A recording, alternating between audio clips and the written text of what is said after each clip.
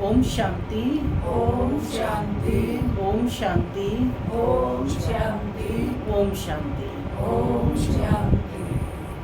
आज 17 अप्रैल 2025 प्रातः मुरली ओम शांति बाबा दादा मधुबन। आज बाबा ने मीठी मधुर मुरली में याद के महत्व को बताया है कि जितना जितना तुम बाप की याद में रहेंगे उतना पाप कर्म दग्ध होते जाएंगे, भस्म होते जाएंगे। लेकिन बाप को यथार्थ रीति जानकर याद करना है। कई बच्चे कहते हैं कि फुर्सत नहीं है, तो बाबा ने कहा कि जब बाप को याद नहीं करेंगे तो कमाई कैसे होगी।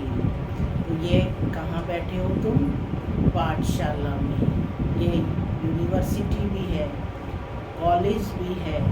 साथ साथ बाबा ने कहा कि यहाँ सब रोगों का उपचार भी होता है, अतः ये रूहानी हॉस्पिटल भी है। हॉस्पिटल क्या करता है? हेल्दी बनाता है, लेकिन रूहानी हॉस्पिटल एवर हेल्दी, सदा काल के लिए स्वस्थ बनाता है। तो बाबा कहते कि जितना जितना देही अभिमानी माने आत्म अभिमानी होकर के बैठेंगे उतना जो है एवर हेल्दी बनते जाएंगे। अशरीरी का अभ्यास करना है। साथ ही बाबा ने कहा कि धंधा आदि करते भी बाप कौन सा डायरेक्शन देते हैं कि तुम किसी साकार को याद नहीं करो। किसी साकार आकार को याद नहीं करो तो फिर किसको याद करना है? एक शिव बाबा को ही याद करना है, क्योंकि शिव बाबा को याद करने से ही वे कर्म विनाश होंगे। इन सब बातों को बाबा ने आज की मुरली में स्पष्ट किया है। सुनते हैं आज के डायरेक्ट ईश्वरीय महावाक्य। ओम शांति। बाबा कहते, मीठे बच्चे, यह रूहानी हॉस्पिटल तुम्हें आधा कल्प के लिए एवर हेल्दी बनाने वाली है। यहाँ तुम देही अभिमानी होकर बैठो। यह रूहानी हॉस्पिटल तुम्हें आधा कल्प के लिए एवर हेल्दी बनाने वाली है। यहाँ तुम देही अभिमानी होकर बैठो। आज की मुरली से प्रश्न है, धंधा आदि करते भी कौन सा डायरेक्शन बुद्धि में याद रहना चाहिए? धंधा आदि करते भी कौन सा डायरेक्शन बुद्धि में याद रहना चाहिए? कौन सा डायरेक्शन? रोज बाप को याद करो। गुड। सुनते हैं बाबा का उत्तर। बाबा कहते, बाप का डायरेक्शन है कि तुम किसी साकार व आकार को याद नहीं करो। एक बाप की याद रहे तो विकर्म विनाश हो। इसमें कोई ये नहीं कह सकता है कि हमें फुर्सत नहीं। सब कुछ करते भी बाप की याद में रह सकते हो। क्या कहा? सब कुछ करते भी बाप की याद में रह सकते हो। माने हाथों से कार्य करना है, बुद्धि से बाप को याद करना है। ओम शांति।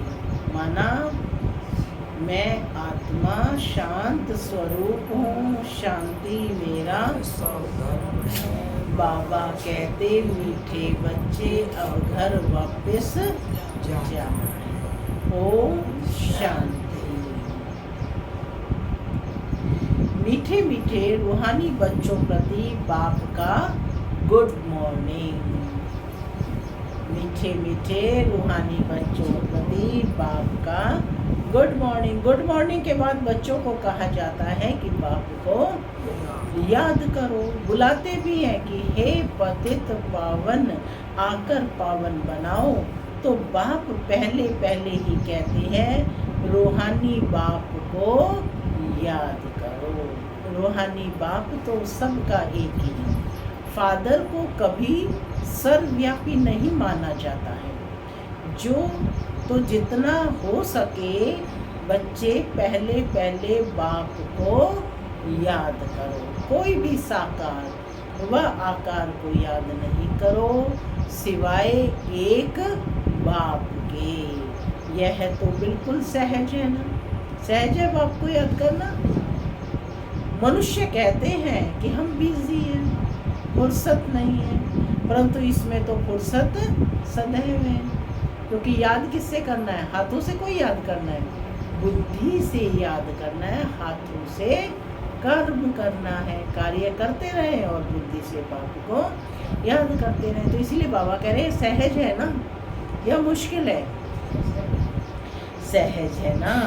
मनुष्य कहते हैं कि हम बिजी रहते हैं, फुर्सत नहीं है, परंतु इसमें तो फुर्सत सदैव है। बाप युक्ति बतलाते हैं। यह भी जानते हो बाप को याद करने से ही हमारे पाप भस्म होंगे। मुख्य बात है यह। धंधे आदि की कोई मना नहीं है।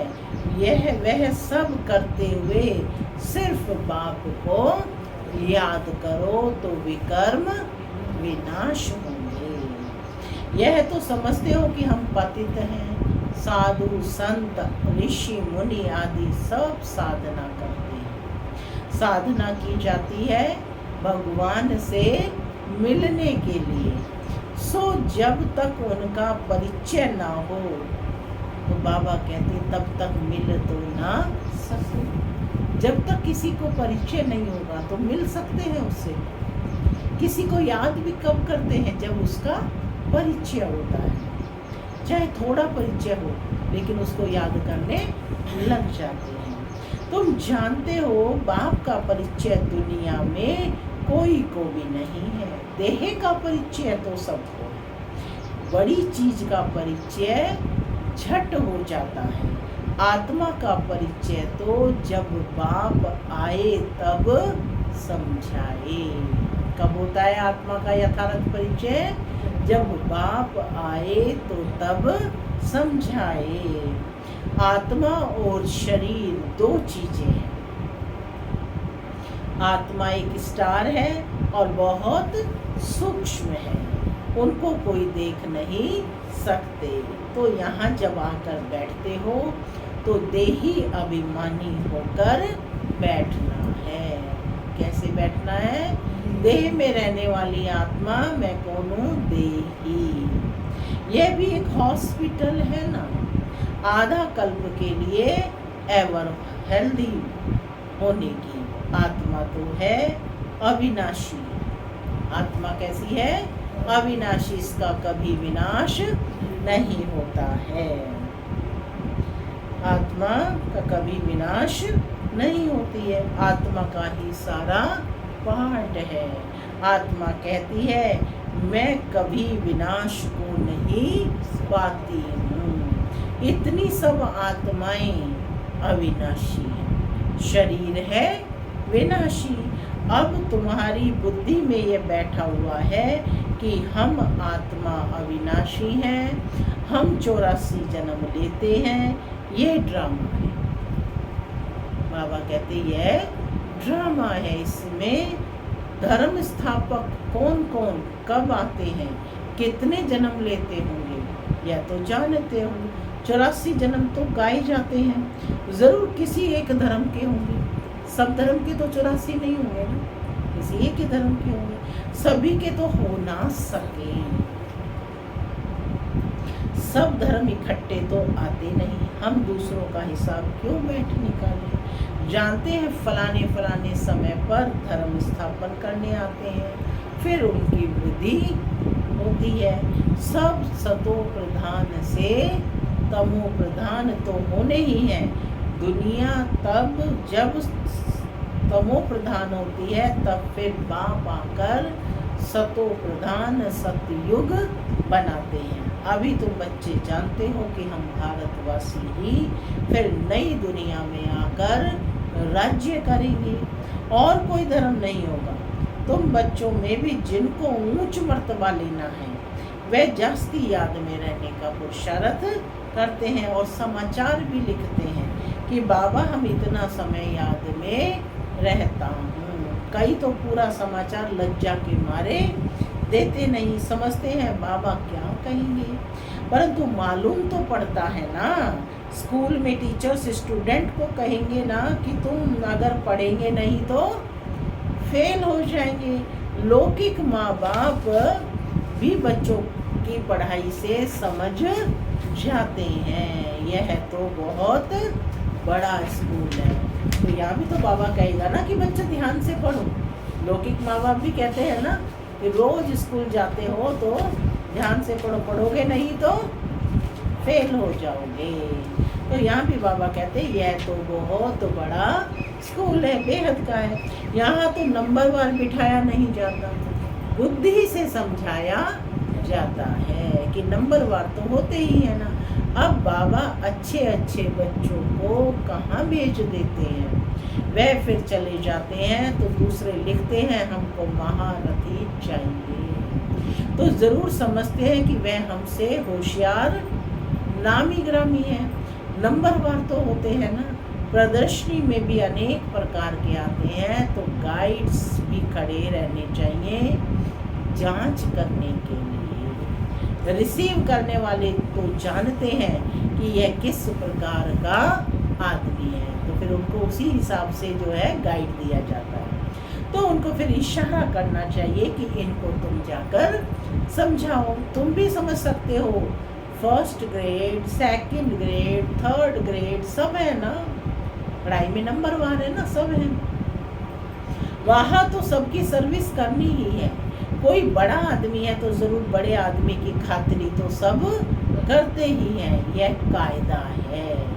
बाप अथवा टीचर की क्लास में महिमा करते हैं, यह भी सबसे बड़ी खातिरी है कि स्वयं बाप अथवा टीचर बच्चों की क्लास में महिमा करता है, तो बाबा कहते हैं ये भी सबसे बड़ी खातिरी है। नाम निकालने वाले बच्चों की महिमा अथवा खातिरी की जाती है। यह फलाना धनवान है, रिलीजियस माइंडेड है, ये भी खातिरी है ना। अब तुम यह जानते हो कि ऊंचते ऊंच है भगवान, कहते भी हैं बरोबर ऊंचते ऊंच है, परंतु फिर बोलो उनकी बायोग्राफी बताओ तो कह देंगे कि सर्वव्यापी है, बस एकदम नीचे कर देते हैं। अब तुम समझा सकते हो सबसे ऊंचते ऊंच है भगवान, वह है मूल वतनवासी। सूक्ष्म वतन में है देवताएं, यहाँ रहते हैं मनुष्य। तो ऊंचते ऊंच भगवान वह निराकार ठहरा। कौन है ऊंचते ऊंच भगवान? निराकार। अभी तुम जानते हो हम जो हीरे मिसल थे, सो फिर कैसे हो गए हैं? कोड़ी मिसल बन पड़े हैं। फिर भगवान को अपने से भी जास्ती नीचे ले आए हैं, पहचानते ही नहीं, सर्वव्यापी कह दिया है ना। तुम भारतवासियों को ही पहचान मिलती है, फिर पहचान कम हो जाती है। अभी तुम बाप की पहचान सबको देते जाते हो, ढेरों को बाप की पहचान मिलेगी। तुम्हारा मुख्य चित्र है ही यह त्रिमूर्ति, गोला और झाड़। त्रिमूर्ति, गोला और झाड़, तीन चित्र है। बाबा इनके द्वारा सेवा करने की हम बच्चों को शिक्षा दे रहे हैं। इनमें कितनी रोशनी है, माने इन चित्रों में कितनी रोशनी है। कल भी बाबा ने कहा ना, चित्रों के आगे जाकर के बैठो, चित्रों के आगे जाकर बैठो, इस चित्रों के महत्व को समझो कि क्या कहा जा रहा है इन चित्रों के माध्यम से। इसमें पढ़े होने और ना पढ़े होने का कोई सवाल ही पैदा नहीं होता है। चित्रों को एकदम चलता फिरता म्यूजियम बना लो अपने आप, इतना स्वरूप बन जाओ। यह तो कोई भी कहेंगे कि ये लक्ष्मी नारायण सतयुग के मालिक थे। अच्छा, सतयुग में के आगे क्या था यह भी अभी तुम जानते हो। अभी है कलयुग का अंत और है भी प्रजा का, प्रजा पर राज्य। अभी राजा ही तो है ही नहीं, कितना फर्क है। सतयुग के आदि में राजाएं थे और अभी कलयुग में भी राजाएं हैं राजाएं अभी। भल कोई वह पावन नहीं है, परंतु कोई पैसा देकर भी टाइटल ले लेते हैं। राजा आदि का, महाराजा का, कुछ भी कई बहुत प्रकार के टाइटल चल रहे हैं, तो पैसा देकर टाइटल ले लेते हैं। महाराजा तो कोई है नहीं, टाइटल खरीद कर लेते हैं। जैसे पटियाला का महाराजा, जोधपुर, बीकानेर का महाराजा, नाम तो लेते हैं ना। यह नाम अविनाशी चला आता है। पहले पवित्र महाराजाएं थे, अभी हैं, अभी कैसे हैं? अपवित्र। राजा महाराजा अक्षर चला आता है। इन लक्ष्मी नारायण के लिए कहेंगे कि यह सतयुग के मालिक थे। किसने राज्य लिया? अभी तुम जानते हो कि राजाई की स्थापना कैसे होती है। बाप कहते हैं मैं तुमको अभी ही पढ़ाता हूँ। कब पढ़ाते हैं बाप? अभी ही, पुरुषोत्तम संगम युग पर 21 जन्मों के लिए। वह तो पढ़कर इसी जन्म में ही बैरिस्टर आदि बनते हैं। तुम भी पढ़कर भविष्य महाराजा महारानी बनते हो। ड्रामा प्लान अनुसार नई दुनिया की स्थापना हो रही है। अभी है पुरानी दुनिया। बल कितने भी अच्छे अच्छे बड़े महल हैं, परंतु हीरे जवाहरातों के महल तो बनाने में कोई की ताकत नहीं है। है किसी में ताकत? हीरे जवाहरातों के महल बनाने। सतयुग में ये सब हीरे जवाहरों के महल बनाते हैं ना। बनाने में कोई देरी थोड़ी ही लगती है। यहाँ भी अर्थक्वेक आदि होती है तो बहुत कारीगर लगा देते हैं। 1-2 वर्ष में सारा शहर खड़ा कर देते हैं। नई दिल्ली बनाने में करके 8-10 वर्ष लगे, परंतु यहाँ के लेबर में और वहाँ के लेबर्स में तो फर्क रहता है ना। आजकल तो नई नई इन्वेंशन भी निकालते रहते हैं। मकान बनाने की साइंस का भी जोर है। सब कुछ तैयार मिलता है, सब चीज़ें तैयार रेडीमेड बन जाती है ना। जैसे मिनट मोटर, सिर्फ उसको असेंबल करना होता है। तो बाबा कहते हैं मकान बनाने की साइंस का भी जोर है। सब कुछ तैयार मिलता है, झट फ्लैट तैयार, बहुत जल्दी जल्दी बनते हैं। तो यह सब महाकाम में तो आते हैं ना। ये सब साथ चलने हैं। संस्कार तो रहते हैं ना। यह साइंस के संस्कार भी साथ में चलेंगे। तो अब बाप बच्चों को समझाते रहते हैं, पावन बनना है तो बाप को याद करो। क्या कहा बाबा ने? पावन बनना है तो बाप को याद करो। बाप भी गुड मॉर्निंग कर फिर शिक्षा देते हैं। बच्चे बाप की याद में बैठे हो क्या? पूछ रहे हैं। चलते फिरते बाप को याद करो, क्योंकि जन्म जन्मांतर का सिर पर बोझा है। सीढ़ी उतरते उतरते 84 जन्म लेते हैं। अभी फिर एक जन्म में चढ़ती कला होती है। जितना बाप को याद करते रहेंगे उतना खुशी भी होगी, ताकत भी मिलेगी। बहुत बच्चे हैं जिनको आगे नंबर में रखा जाता है, परंतु बाबा कहते याद में बिल्कुल भी नहीं रहते हैं। बल ज्ञान में तीखे हैं, परंतु याद की यात्रा है नहीं। बाप तो बच्चों की महिमा करते हैं, यह भी नंबर 1 है, तो जरूर मेहनत भी करते होंगे ना। तुम हमेशा समझो कि शिव बाबा हमको समझाते हैं, तो बुद्धि योग वहाँ लगा रहेगा। यह भी सीखता तो होगा ना। यह कौन? ब्रह्मा। फिर भी कहते हैं बाबा को याद करो। किसको भी समझाने के लिए चित्र है। भगवान कहा ही जाता है एक निराकार को। वह आकर शरीर धारण करते हैं। एक भगवान के बच्चे सब आत्माएं भाई भाई हैं। अभी शरीर में विराजमान है। अभी सभी अकाल मूर्त हैं। यह अकाल मूर्त आत्मा का तख्त है।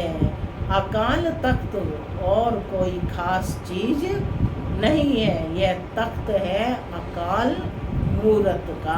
अकाल मूर्त आत्मा का ये तख्त है। फिर उन्होंने सिखों ने देखो अकाल तख्त बनाया हुआ है। अकाल तख्त अकाल मूर्त का। अकाल मूर्त कौन है? आत्मा, जिसको कोई काल खा नहीं सकता। आत्माएं सब अकाल है, कितनी अति सूक्ष्म है। बाप तो है निराकार, वह अपना तख्त कहाँ से लाए? बाप कहते हैं मेरा भी ये तख्त है। बाबा कहाँ बैठते हैं? ब्रह्मा बाबा के तख्त पर ही आकर बैठते हैं साइड में। मैं आकर इस तख्त का लोन लेता हूँ। ब्रह्मा के साधारण बूढ़े तन में अकाल तख्त पर आकर बैठता हूँ। अभी तुम जान गए हो सब आत्माओं का यह तख्त है। बाबा कहते मनुष्यों की ही बात की जाती है, जानवरों की तो बात नहीं। पहले जो मनुष्य जानवर से भी बदतर हो गए हैं वह तो सुधरे। कोई जानवर की बात पूछे, बोलो पहले अपना तो सुधार करो। सतयुग में तो जानवर भी बड़े अच्छे फर्स्ट क्लास होंगे, किचड़ा आदि कुछ भी नहीं होगा। किंग के महल में कबूतर आदि का किचड़ा हो तो दंड डाल दे, जरा भी किचड़ा नहीं। वहाँ बड़ी खबरदारी रहती है, पहरे पर रहते हैं, कभी कोई जानवर आदि अंदर घुस ना सके, बड़ी सफाई रहती है। लक्ष्मी नारायण के मंदिर में भी कितनी सफाई रहती है। शंकर पार्वती के मंदिर में कौन दिखाते हैं? कबूतर भी दिखाते हैं, तो जरूर मंदिर को खराब करते होंगे। शास्त्रों में तो बहुत दंत कथाएं लिख दी हैं, अभी बाप बच्चों को समझाते हैं। उनमें भी थोड़ी हैं जो धारणा कर सकते हैं, बाकी तो कुछ कर नहीं समझते। बाप बच्चों को कितना प्यार से समझाते हैं, बच्चे बहुत बहुत मीठे बनो, मुख से सदैव ज्ञान रतन निकलते रहे, तुम हो रूप बसंत। क्या टाइटल दिया बाबा ने? तुम हो रूप बसंत। तो मुख से क्या निकलते रहे? बसंत में फूलों की बहार होती है, तो क्या निकलते रहे तुम्हारे मुख से? सदैव रतन निकलते रहे, तुम हो रूप बसंत। अभ्यास करेंगे आज इसका। तुम्हारे मुख से पत्थर नहीं निकलने चाहिए, अपशब्द है ना, व्यर्थ की बातें यह नहीं निकलनी चाहिए। आत्मा की ही महिमा होती है। आत्मा कहती है मैं प्रेसिडेंट हूँ, मैं फलाना हूँ, मेरे शरीर का नाम यह है। अच्छा, आत्माएं किसके बच्चे हैं? एक परमात्मा के, तो जरूर उनसे वर्षा मिलता होगा। वह फिर सर्वव्यापी कैसे हो सकते हैं? एक तरफ कह रहे हैं उनसे वर्षा मिलता है, दूसरी तरफ कहते वह सर्वव्यापी। तो बाबा पूछ रहे हैं कि वो सर्वव्यापी कैसे हो सकता है? तुम समझते हो हम भी पहले कुछ भी नहीं जानते। क्या जानते थे ज्ञान में आने से पहले? बाबा ने सब कुछ हमें बताया है। अभी कितनी बुद्धि खुली है। तुम कोई भी मंदिर में जाएंगे समझेंगे यह सब झूठे चित्र है। 10 भुजा वाला हाथी का सूंड वाला कोई चित्र होता है क्या? यह सब है भक्ति मार्ग की सामग्री। वास्तव में भक्ति होनी चाहिए एक शिव बाबा की, जो सबका सदगति दाता है। तुम्हारी बुद्धि में है कि ये लक्ष्मी नारायण 84 जन्म लेते हैं, फिर ऊंचते ऊंच बाप ही आकर सबको सदगति देते हैं। उनसे बड़ा कोई है नहीं। ये ज्ञान की बातें तुम्हारे में भी नंबरवार धारण कर सकते हैं। धारणा नहीं कर सकते हैं तो बाबा पूछ रहे हैं बाकी क्या काम के रहे? कई तो अंधों की लाठी बनने के बदले अंधे बन जाते हैं। गऊ जो दूध नहीं देती है तो उसे पिंजरपुर में रखते हैं। यह भी ज्ञान का दूध नहीं दे सकते हैं। बहुत है जो कुछ भी पुरुषार्थ नहीं करते हैं, समझते नहीं है कि हम कुछ तो किसका कल्याण करें, अपना तकदीर का ख्याल ही नहीं रहता है। बस जो कुछ मिला सो अच्छा। बाप तो कहेंगे इनकी तकदीर में नहीं है। अपनी सदगति करने का पुरुषार्थ तो करना चाहिए, देही अभिमानी बनना है।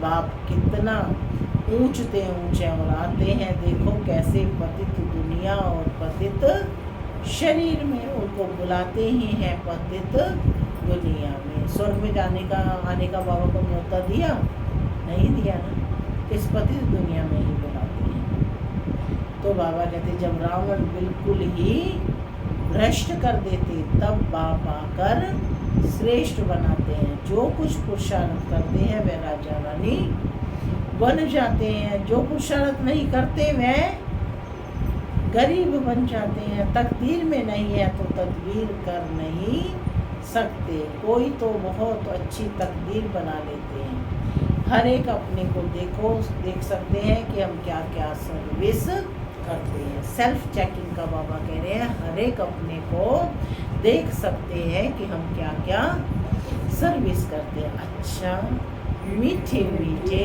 सुखी लदे बच्चों प्रति मात पिता याद प्यार और गुड मॉर्निंग रूहानी बाप की रूहानी बच्चों को नमस्ते। हम रूहानी बच्चों की रूहानी मात पिता बाप दादा को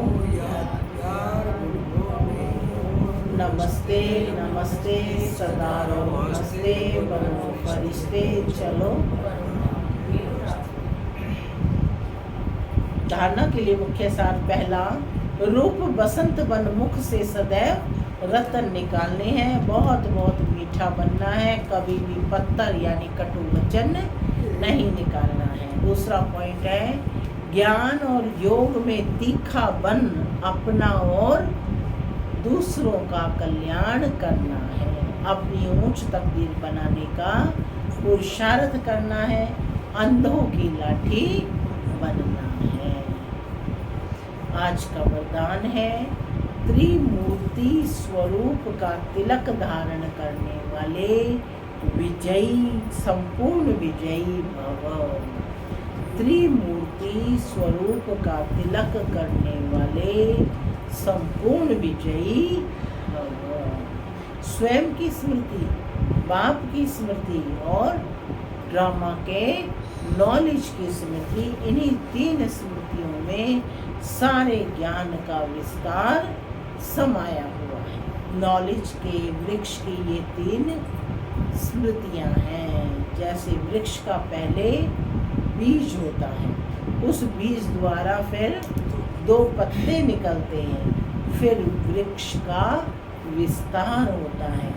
ऐसे मुख्य है बीज बाप की स्मृति, फिर 2 पत्ते अर्थात आत्मा और ड्रामा की सारी नॉलेज। इन तीनों स्मृतियों को धारण करने वाले स्मृति भव व संपूर्ण विजयी भव के वरदानी बन जाते हैं। कौन से वरदानी?